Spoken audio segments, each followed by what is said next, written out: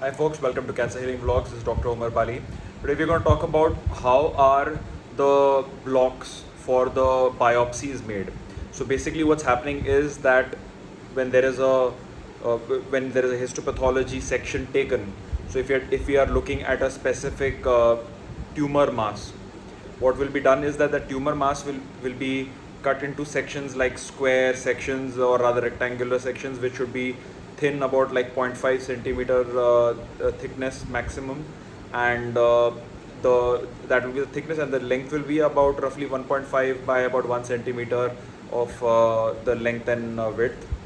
And that section needs to be from showing the tumor area as well as the normal area, so that we can even tell the difference in the end. When we look into the microscope, we can tell the difference between the two areas. Then that section, once it's undergone its processing, which is part of the histokinate, what happens is that the section is placed into an two L molds, which are placed next to each other into to form a square. To check out what is L mold, you can look at my video on L mold, L and then dash and then mold, MOULD. So basically that's what is for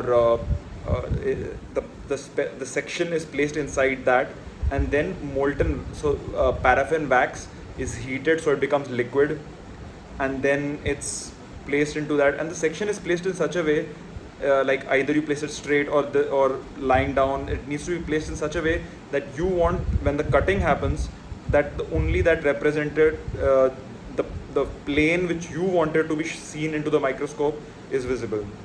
So that's how it's placed, and then the molten wax placed into it, or the liquid wax is placed into it, and then it gets solidified.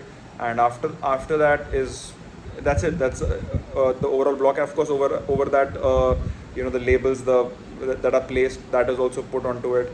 This is just the manual way in which it's done in our lab as well. And each of those blocks have their own label on them, so you can recognize from which sample, which part of the sample, because we have each sample, when we take out, we write, okay, the first sample was in this cassette, so we know which sample is coming and which part of the organ also is coming from.